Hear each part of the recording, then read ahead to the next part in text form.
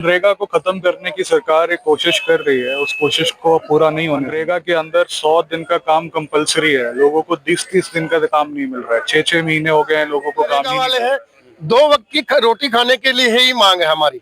कोई लंबी चौड़ी मांग नहीं है, लेकिन जो मिल रहा था सरकार वो भी छीनने जा रही। जो लुटेरे होते थे, जो डाकुओं कह लो आप, तो वो अमीरों को लूट के गरीबों को खिलाते थे। आपने पिक्चरें भी देखी होगी और सुना भी होगा लोगों से। लेकिन मैं ये माननीय मोदी जी से आगाह करूंगा कि आप लोग गरीबों से छीन के अमीरों को 100 दिन का रोजगार था, बोले हुए था, उसमें 30-35 दिन देते थे, लेकिन अब 30-35 दिन के बजाय वे बिल्कुल ही बंद कर दिए। नमस्कार, नवजागरण लाइव में आपका स्वागत है। जंतर मंतर पे हैं और यहाँ पे मनरेगा बचाओ आंदोलन चल रहा है और उसको लेके ये संसद का घेराव आज ये यहाँ पे करने लोग आए हुए हैं। हमारे साथ एडवोकेट बाली जी हैं, क्या कहेंगे सर? सर, बेसिकली मनरेगा को खत्म करने की सरकार एक कोशिश कर रही है, उस कोशिश को पूरा नहीं होने देंगे। मनरेगा मजदूरों को ना तो उनकी पूरी दिहाड़ी मिल रही है, ना मनरेगा मजदूरों को अगर उनकी डेथ हो जाती है तो उनका कंपनसेशन मिल रहा है। मनरेगा के अंदर 100 दिन का काम कंपलसरी है, लोगों को 20-30 दिन का काम नहीं मिल रहा है। 6-6 महीने हो गए हैं लोगों को काम ही नहीं मिल रहा है। इसके चलते हुए वो लोग प्राइवेट फाइनेंसरों से बहुत ज्यादा पैसा उधार ले लेते हैं, जो उसके ऊपर 100 गुना तक का इंटरेस्ट चार्ज कर रहे हैं, जिसके कारण बहुत सारे मजदूर सुसाइड करने लग गए हैं। तो ये सरकार और प्राइवेट सेक्टर का जो नेक्सस है, उसके अगेंस्ट में हम लोग लड़ाई लड़ रहे हैं और मनरेगा का जो हक है वो हम मांग रहे हैं और मांगते रहेंगे, क्योंकि मनरेगा मजदूर अपना हक मांग रहा है, कानूनी हक मांग रहा है। वो कोई ऐसी चीज नहीं मांग रहा है जो उसको नहीं दी गई है। हमारा जो कानून है वो यही कहता है कि मनरेगा मजदूरों को 100 दिन का काम मिलना चाहिए। पंचायतों के अंदर लोग जेसीबी लगा लेते हैं और पंचायत के जो सरपंच है वही जेसीबी लगा के मनरेगा मजदूरों का काम खत्म कर देते हैं। वाटर कंजर्वेशन का काम लाने के लिए इन्होंने एक नया एक्ट बनाया, वाटर कंजर्वेशन एक्ट बनाने की कोशिश कर रहे हैं जो मनरेगा को रिप्लेस करेगा। तो हम यही कहना चाहते हैं, मनरेगा इस देश का एक बहुत अमूल्य हिस्सा है और मजदूरों किसानों की बात है, तो इसको हम खत्म नहीं करेंगे। जब सरकार आई थी तो लगभग सारे कानून इन्होंने जो योजनाएं थी दूसरी सरकार के वो बंद किए थे, लेकिन मनरेगा को इन्होंने कहा था इसको रन करते रहेंगे और एक रोजगार का बड़ा हिस्सा ये जो दावा कर रहे हैं वो मनरेगा से देने की बात करते हैं, लेकिन हर जगह से शिकायत यही आ रही है। सर, सरकार ने तो ये भी कहा था सबके खाते में 15 लाख आएंगे। सरकार ने ये भी कहा था कि अखबारों में, बड़े बड़े न्यूज चैनलों में जो कॉर्पोरेट चला रहे हैं, ये भी कह दिया गया था कि पाकिस्तान हिंदुस्तान का हिस्सा हो गया है। तो सरकारें ऐसे कहने के लिए बहुत कुछ कहती हैं। हिंदुस्तान के अंदर इतना बड़ा ब्लास्ट होता है, हमारे प्रधानमंत्री भूटान में होते हैं, तो प्रधानमंत्री की कही हुई बातों पे यकीन नहीं है इस देश को। अगर वोटर टर्नआउट देखें, जीत जरूर रहे हैं, लेकिन वोटर टर्नआउट इनके फेवर में नहीं है। लगातार सरकार तो बनती रहेगी सर। देखिए, ये डेमोक्रेसी की एक कला है, इसके अंदर शैतान भी जीत सकता है, भगवान भी जीत सकता है और भगवान कई बार हार सकता है। लेकिन सरकार को आगे ले जाना और सरकार को एक मुद्दे पे लेके रखना इस गरीब किसान मजदूर का काम है। और हम भगत सिंह और महात्मा गांधी दोनों की सोच पे चलने वाले लोग हैं।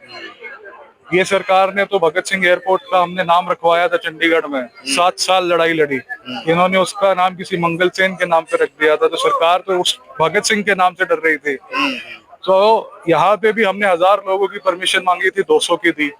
तो सरकार घबराई हुई है और जब कोई अपने ही लोगों से घबरा जाता है तो वो नेता तो नहीं हो सकता सर। अभिनेता हो सकता है कि बॉडीगार्ड लेके घूमे, लोग उससे बात ना कर पाए। तो ये अभिनेताओं की सरकार है, इसको हम बता देंगे कि हमारे क्या हक है और अपनी हक की लड़ाई लड़ते रहेंगे। सिर्फ एक पक्ष जो है वो अभी इसी घमासान के बीच वो हिंदू राष्ट्र बनाने के लिए भी आंदोलन कर रहा है। सर देखो, हिंदू राष्ट्र जो है वो एक कॉन्सेप्ट है और उसके कॉन्सेप्ट को मिसलेड करा जा रहा है। हिंदू राष्ट्र तो हमेशा से है, हिंदू धर्म एक वे ऑफ लाइफ है। हिंदुस्तान में कौन ऐसा आदमी है जो हिंदुओं की तरह नहीं जी रहा है? हम लोग सारे वो चीजें कर रहे हैं जो हिंदू करते हैं। खतरे में है अभी धर्म। सर देखो, हिंदुस्तान एक ऐसा देश है जिसका धर्म आज से 1000 साल पहले भी खतरे में नहीं था। हमारे ऊपर बहुत अब्दाली आए, बहुत अंग्रेजों ने कोशिश करी, पोरस ने हमला करा, हर बार कोई ना कोई लड़ाई हमने जीती है। तब तक तो, आज तक तो खतरे में आया नहीं है। अगर अब आ गया है तो फिर मोदी जी की गलती है, क्योंकि मोदी जी के आने के बाद हिंदू देश हिंदू खतरे में है, तो इसका मतलब मोदी जी अपना काम सही से नहीं कर रहे हैं। चलिए, आप लोगों का अगला स्टेप क्या होगा? सर अभी हम लोग जा रहे हैं मिनिस्टर्स के पास, पार्लियामेंट के अंदर हमने अपनी बात रख चुके हैं और पार्लियामेंट्री कमेटी फॉर मनरेगा के ऊपर भी हमने अपना रिप्रेजेंटेशन दे दिया है। हम लोग अभी अगर 20-25 दिन के अंदर इसके ऊपर कोई डिसीजन नहीं आता है तो लाखों की तादाद में मनरेगा वर्कर दिल्ली आएंगे और संसद में। आप लोग प्रदर्शन यहाँ पे देखिए, कहने को तो कुछ बचा नहीं है। ये जो मनरेगा वाले हैं, 2 वक्त की रोटी खाने के लिए ही मांग है हमारी। कोई लंबी चौड़ी मांग नहीं है, लेकिन जो मिल रहा था सरकार वो भी छीनने जा रही है। ठीक है ना। जो बजट है उसके मनरेगा वालों को गुजारा नहीं हो रहा। मैं तो माननीय प्रधानमंत्री से यही गुजारिश करूंगा कि इनकी आमदन बढ़ाई जाए मनरेगा वालों की, और इनके बच्चों का पालन पोषण हो सके। और यहाँ देखिए, मैं अभी भी कह के पहले ही हटाऊं कि पहले जो लुटेरे होते थे, जो डाकुओं कह लो आप, तो वो अमीरों को लूट के गरीबों को खिलाते थे। आपने पिक्चरें भी देखी होगी और सुना भी होगा लोगों से।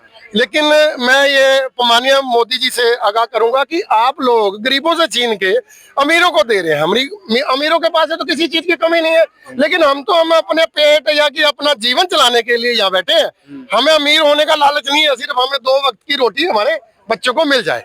इसीलिए हम आज भारतीय किसान यूनियन चुड़ूनी इन मनरेगा वालों का समर्थन करती है। अगर आधी रात को भी इन्हें जरूरत पड़ती है, हम तुरंत मिलेंगे। तो ये गरीबों की ही सरकार है। मोदी जी कहते चप्पल पहनने वाले को हवाई जहाज। मैं नहीं मानता ये गरीबों की सरकार है। ये अमीरों की सरकार का, और अमीरों की सुनी जा रही है। गरीबों की सुनवाई नहीं हो रही। अगर सुनवाई होती तो आपको पता है कि दिल्ली में आने के लिए कोई कितनी दूर से आता है। दिल्ली में आना आसान नहीं है, लेकिन फिर भी क्यों आए कि हम भूख से ना मरे। तो मैं फिर बार बार आगाह करूंगा केंद्र सरकार को कि इन मनरेगा वालों की सुनी जाए, जो इनकी मांग है पूरी करनी चाहिए। और मैं भारतीय किसान यूनियन चुड़ूनी से समर्थन करता हूं, और हर किसान संघ को मैं मनरेगा वालों की हेल्प करने के लिए कहूंगा। आप लोगों ने किया क्या मांगे? मांगे ये मजदूरों की, जो मनरेगा बंद कर दी गई है। ये भी 100 दिन का रोजगार था, बोले हुए था, उसमें 30-35 दिन देते थे, लेकिन अब 30-35 दिन के बजाय बिल्कुल ही बंद कर दिया है। अब काम चल ही नहीं रहा। नहीं जी, बिल्कुल ही बंद कर दिया है इस सरकार ने। बिल्कुल ही मनरेगा है जो बिल्कुल ही बंद कर दिया है। तो इसीलिए यहाँ पे मजदूर आए हैं। ये इनको क्या पड़ी थी दिल्ली आने के लिए, कौन आएगा? मनरेगा से गरीबों का घर चलता था, चूल्हा चलता था बच्चे पर। कहाँ से आए? हरियाणा से। हरियाणा में मनरेगा बिल्कुल किसी भी जिले में नहीं चल रहा। नहीं जी, बिल्कुल ही बंद कर रखे है मनरेगा का काम। तो आपके जो प्रतिनिधि हैं, सांसद या विधायक या मंत्री, उनसे संपर्क किया कभी? सबसे किया है जी, सबसे ज्ञापन दे दिया, सिरसा में दे दिया, फतेहाबाद में दे दिया, पंचकुला भी चले गए, लेकिन सभी ने अपना पल्ला उतार दिया। तो अब आप लोग क्या करेंगे आगे? हम सरकार को चेतावनी देना चाहते हैं, या तो मनरेगा की हमारी मांगे हैं, जो हमारी मांगे मानो। आज ये जो एक टोकन की वजह से, जैसे एक टोकन होता है, उसके थ्रू मैसेज आया है भी हम इतने आए हैं। अगर हमारी मांगे नहीं पूरी हुई तो हम एक बड़ा आंदोलन करेंगे।